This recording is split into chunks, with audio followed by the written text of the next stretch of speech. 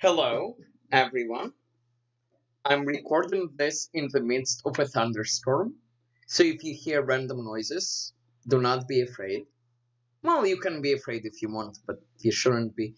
I want to look at a game that one of my best students and I played together during a lesson a few hours ago. We played someone rated in the high 2000s. He was a little bit higher before this game than he. Um, so let's take a look. Um, d4 c5. Okay, the best move against c5 is to play d5. You can also play knight f3.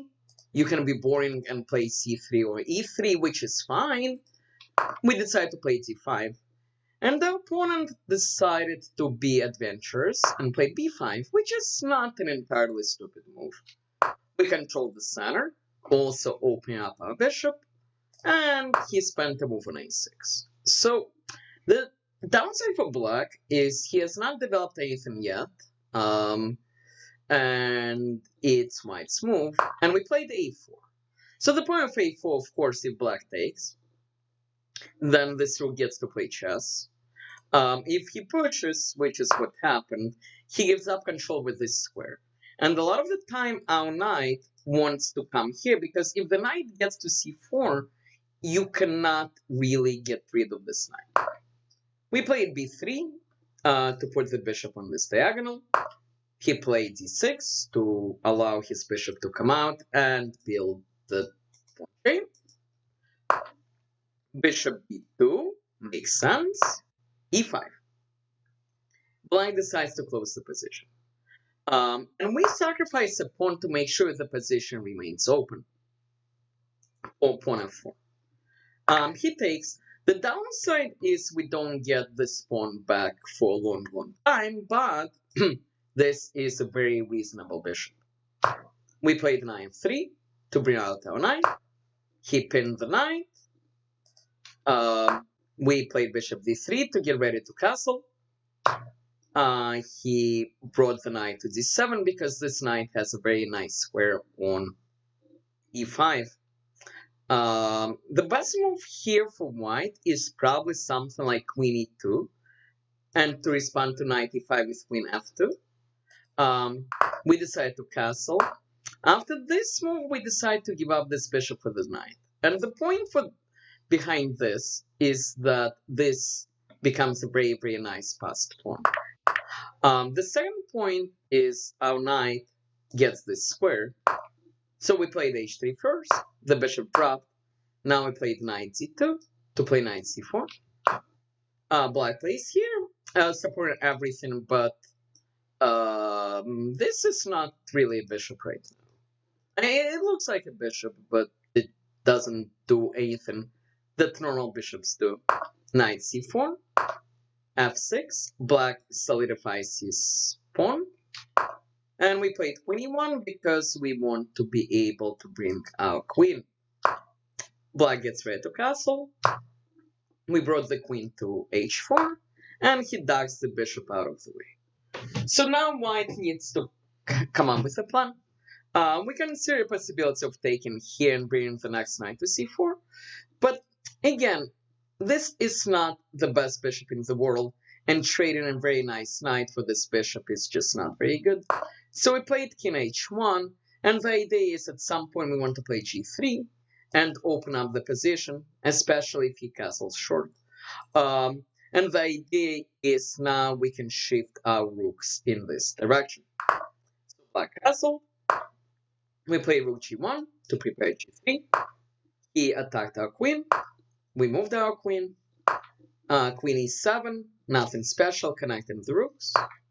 Knight h4. Max, I need to say a couple of words about Max, by the way. Max, in terms of ability, Max has a lot. He has great memory, he knows openings, he knows endgames, he can calculate really fast, but he plays every game as if it's bullet. And if he does not, then he accomplishes absolutely amazing results, and only sky is the limit for him. Uh, Knight h4, Max wants to, well, he believes that this is a good trade because my attacks gets better. And obviously black needs to take because allowing this knight to come to the square is just not very good. So black took, we took back. King h8, black is getting ready to bring his own rook on this line. We played rook f1 to bring the rook a little bit closer into the action. Pawn g5, attacking our queen, queen h6. The queen is being somewhat annoying. Rook g8. We played g3 to try to open up the position. Black played rook g6. We have to save the queen. And now black plays king g7 with the idea of playing rook h6. And here we took. And the logic here is if black takes this way, we open up our rook, so he cannot play this move. If it takes this way, sometimes we have discoveries. This could get interesting. So black played rook h6, and the next move that Max found, he took 3.9 seconds, which is a mixture of, well, in this case, brilliance. But occasionally this also leads to some negative results. Max spotted a really, really, really cool tactic in this specific case. He sacrifices the queen, and the logic is that if takes, this is a double check, and might get a lot of points. The fact that he spotted this in less than 4 seconds is very, very, very impressive. Having said that, when you calculate something like this, even if you see an idea, it's useful to spend another couple of seconds just to make sure that you're not missing anything. Black took with the bishop. Check. We took, he took back with the king. But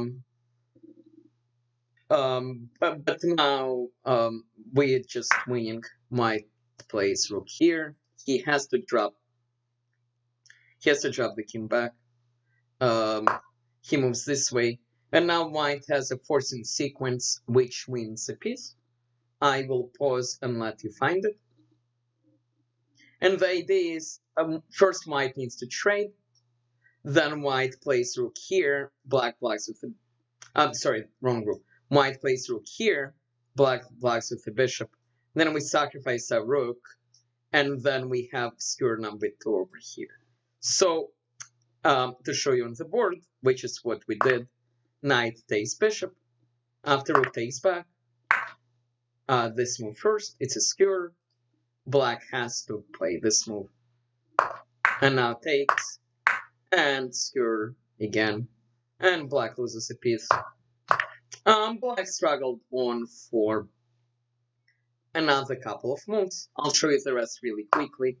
He activates the rook, but yet another pawn goes, and one more pawn goes here, and there is nothing. Black is trying to activate the king, but okay. The king comes in, our king comes in, bishop holds everything together, and we simply push the pawn, and black resigned. So, fairly high level game. This is the highest rated person that Max has defeated ever. So, great job to Max. Again, if this young man takes his time, only sky is the limit. I hope you enjoyed this game. Please like, please subscribe, and I will be back soon. Thank you.